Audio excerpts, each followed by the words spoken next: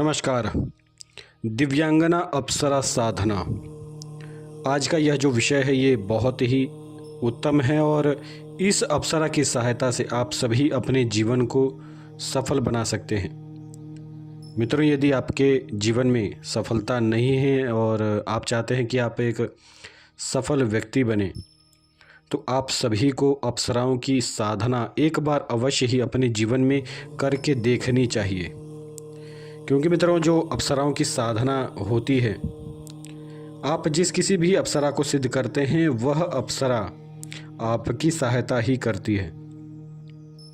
जीवन यदि कठिनाइयों से भरा है और व्यक्ति यदि अप्सराओं का सहारा लेता है या फिर अप्सराओं से मदद मांगता है, तो अवश्य ही अप्सराएं आप सभी की सहायता करती हैं। केवल और केवल आपको अप्सरा की साधना संपन्न करना होता है। लेकिन क्या हो यदि कोई व्यक्ति जिसके पास समय नहीं है और वह भी अप्सरा साधना का संपूर्ण लाभ लेना चाहता हो, ऐसा व्यक्ति भी अप्सराओं की सहायता प्राप्त कर सकता है। मित्रों, यदि आपके पास साधना करने का समय नहीं है या फिर आपके जीवन में बहुत ही दुख है, कठिनाइयां हैं और उन सभी दुख और कठिनाइयों के कारण आप सभी साधना नहीं कर पाते, साधना नहीं करने के वजह से आपके जीवन में किसी भी प्रकार से सफलता नहीं आ रही है, तो मित्रों आप इस सरल से उपाय को भी कर सकते हैं। आप नित्य केवल किसी भी अप्सरा के मंत्र को उठाएं और नित्य उस मंत्र का जप करना आरंभ कर दें। यदि आपके जीवन में किसी भी प्रकार की किसी भी वस्तु का अभाव है, आप यदि कोई पुरुष हैं और आपके जीवन में स्त्रियों का अभाव है या किसी भी प्रकार की महिलाओं से बात करने में आपको शर्म आती है, तो इस प्रकार की सभी प्रकार की कमियों को अप्सराएं आप सभी के शरीर से नष्ट करती हैं और आपको एक प्रकार से बात करने की एक कला भी प्रदान करती हैं। यही विषय औरतों के भी साथ हो सकता है। यदि कोई महिला है और उन्हें किसी भी प्रकार से किसी व्यक्ति से बात करने में या फिर किसी भी प्रकार का संबंध स्थापित करने में किसी भी प्रकार की कठिनाई होती है या फिर शर्म आती है, तो कोई भी महिला भी इस साधना को संपन्न कर सकती है। ये बात करने की जो भी क्रियाएं हैं, इनमें केवल और केवल आपके शरीर में आत्मविश्वास की कमी होती है।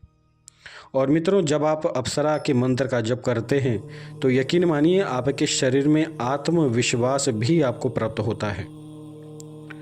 और एक आत्मविश्वासी व्यक्ति चाहे तो अपने जीवन में किसी भी प्रकार के कार्य को सफल कर सकता है और अपने जीवन में सफलता भी प्राप्त कर सकता है। साथ ही साथ यदि आप अप्सराओं के मंत्र का जप करते हैं तो आपके हर प्रकार की इच्छाओं की भी पूर्ति अप्सराएं करती हैं। मित्रों, यदि आपके जीवन में किसी वस्तु का अभाव है और आप चाहते हैं कि उस वस्तु की प्राप्ति आपको हो जाए, तो आप नित्य एक संकल्प करें और संकल्प का जल जमीन पर गिराने के पश्चात आप चाहें तो अप्सरा के मंत्र का जप कर सकते हैं। अपनी इच्छा की पूर्ति के लिए नित्य केवल एक माला मंत्र जप ही काफ़ी है आपके इच्छाओं को पूर्ण करने के लिए। साथ ही साथ अप्सराओं की जब साधना की जाती है तब साधक को कई प्रकार के दिव्य अनुभव भी होते हैं। अप्सराएं स्वयं आपकी सहायता करती हैं। और मित्रों, आज हम आप सभी के लिए दिव्यांगना अप्सरा साधना लेकर आए हैं। तो आप चाहें तो अपने किसी भी प्रकार के मन के मनोरथ को पूर्ण करने के लिए दिव्यांगना अप्सरा के इस दिव्य चमत्कारिक मंत्र का भी उपयोग कर सकते हैं। मित्रों, अप्सरा साधना संपन्न करने के पश्चात साधक के जीवन में कई प्रकार के चमत्कार होते हैं। जैसे यदि किसी व्यक्ति के जीवन में स्त्री नहीं है या फिर पत्नी सुख नहीं है किसी व्यक्ति को, और यदि वह अप्सरा साधना संपन्न करे तो एक सुंदर और सुशील पत्नी की भी प्राप्ति होती है। अप्सराएं स्वयं आपका विवाह करवाती हैं और ये सभी विषय दैवीय शक्तियों से जुड़ा है। तो आप सभी समझ सकते हैं कि जब भी आप इस प्रकार की साधना संपन्न करते हैं तो दैवीय माध्यम से आपके भाग्य में ऐसा योग बनाया जाता है कि जिससे आपको आपके मन की जो इच्छा है वह पूर्ण हो और आपको एक सुंदर सी पत्नी की प्राप्ति हो। साथ ही साथ यदि किसी व्यक्ति के जीवन में शरीर से संबंधित किसी भी प्रकार की कठिनाई है या फिर आप सुंदर नहीं हैं, आपको सुंदरता प्राप्त करनी है, तो अप्सरा इस विषय में भी आप सभी की सहायता कर सकती है। सौंदर्य, कला और संगीत, इन सभी विषयों में अप्सराओं को महारत हासिल होती है। इन सभी विषयों में अप्सराएं आप सभी की सहायता कर सकती हैं और आपके शरीर को भी सुंदर बना सकती हैं। यदि कोई लड़की चाहे तो इस विषय में भी अप्सराओं के माध्यम से सहायता प्राप्त कर सकती है। कोई महिला इस साधना को करती है और जब भी मित्रों, ये स्वयं मेरे द्वारा देखा गया है कि जिस किसी भी महिला को मैंने ये साधना दिया है और जो कोई भी महिला अप्सराओं की साधना संपन्न करती है, तो साधना संपन्न करने के बाद उसके शरीर में एक प्रकार से सौंदर्य की वृद्धि होती है और साथ ही साथ आकर्षण भी बढ़ता है शरीर का। और यही विषय पुरुषों के भी साथ होता है।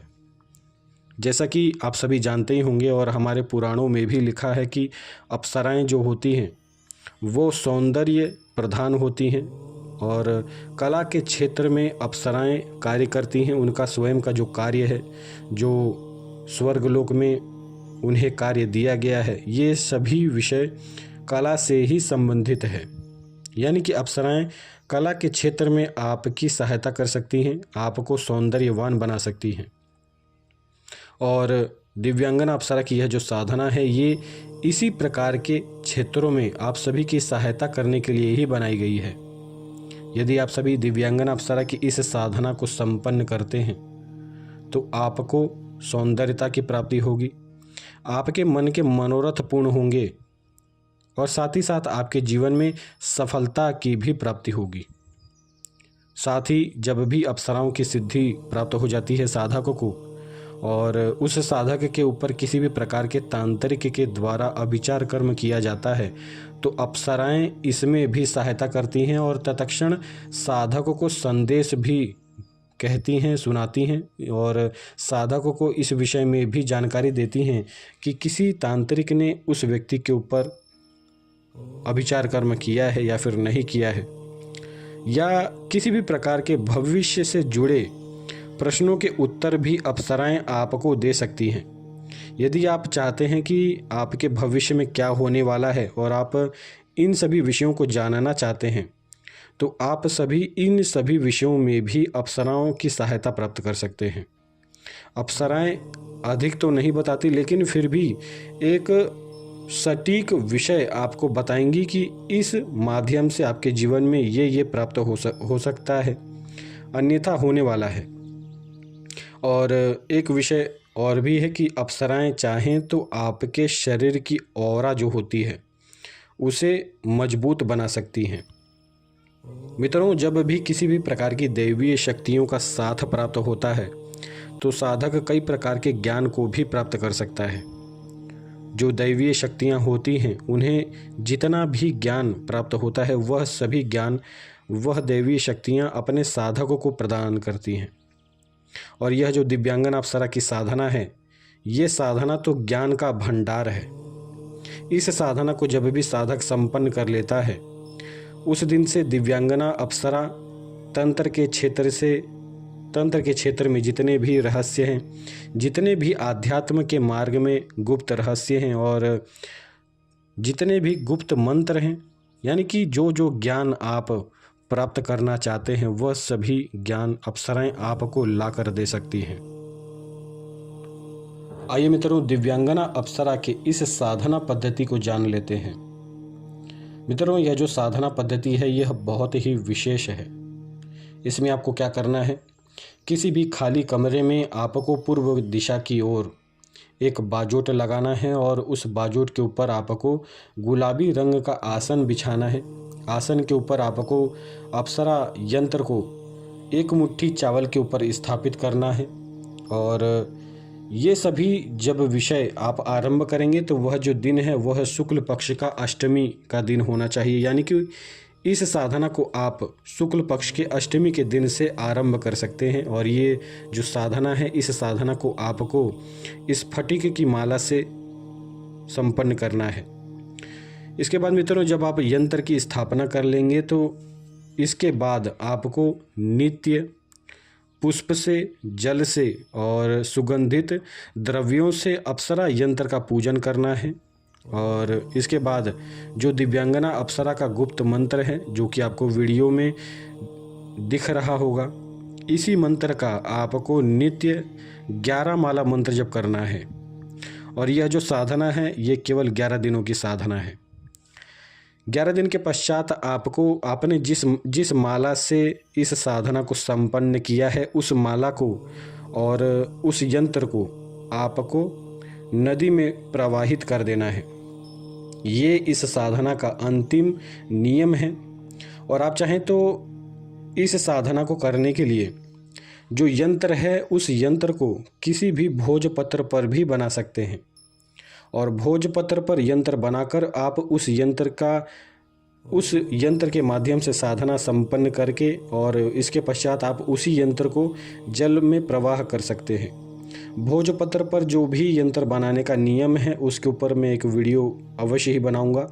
बहुत ही छोटा सा विधि है और आप उस विधि से भोजपत्र पर केवल 1 ही घंटे में यंत्र का निर्माण कर सकते हैं और यंत्र निर्माण करते ही वह यंत्र प्राण प्रतिष्ठित हो जाता है और जागृत हो जाता है।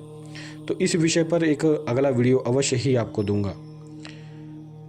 अब आइए अप्सरा साधना के नियम के विषय में जान लेते हैं। मित्रों, जब भी आप अप्सरा यंत्र को और अप्सरा माला को जब भी आप जल प्रवाहित कर देंगे, इसके पश्चात आपको अप्सरा से यह प्रार्थना करना है कि हे देवी, मैंने आपकी साधना संपन्न की है जो कि 11 दिनों की थी, और आज से आप मेरी हर क्षेत्र में सहायता करें और मुझे किस प्रकार से लाभ प्राप्त हो सकता है, या फिर जिस विषय में मेरी रुचि हो, या फिर जिस विषय से, जिस वस्तु से मेरी सहायता हो सकती है, उसी विषय और उसी वस्तु के माध्यम से आप मेरी सहायता करें और मुझे मेरे जीवन में सफलता प्रदान करें। इस प्रकार से अप्सरा से आपको प्रार्थना करना है। और मित्रों, जो अप्सरा साधना का नियम है वह कुछ इस प्रकार है कि साधना के दिनों में आपको केवल 2 समय में भोजन करना है और साधना स्थल पर और अपने शरीर को जितना हो सके उतना साफ सुथरा रखना है, स्वच्छ रखना है। और साथ ही साथ अप्सरा साधना आप जब तक करेंगे तब तक आपको ब्रह्मचर्य भी धारण करना है। मानसिक रूप से और शारीरिक रूप से भी आपको ब्रह्मचर्य धारण करना है। तो ये संपूर्ण अप्सरा साधना का नियम है और इसी नियम के अनुसार जब आप इस 11 दिन की साधना को संपन्न करेंगे तो निश्चित ही दिव्यांगना अप्सरा आपको अपनी सिद्धि प्रदान करेंगी। तो आज का यह विषय यहीं पर समाप्त होता है और अगला वीडियो आपको अप्सरा किस प्रकार से सिद्ध होती है और जब अप्सराएं सिद्ध होती हैं तो किस प्रकार के दिव्य चमत्कार आपके साथ होते हैं, इस विषय पर हम बनाएंगे। तो मित्रों, इस वीडियो को ज़्यादा से ज़्यादा लाइक करें, शेयर करें और यदि इस चैनल पर नए हैं तो इस चैनल को एक बार अवश्य ही सब्सक्राइब करें। जय श्री महाकाल।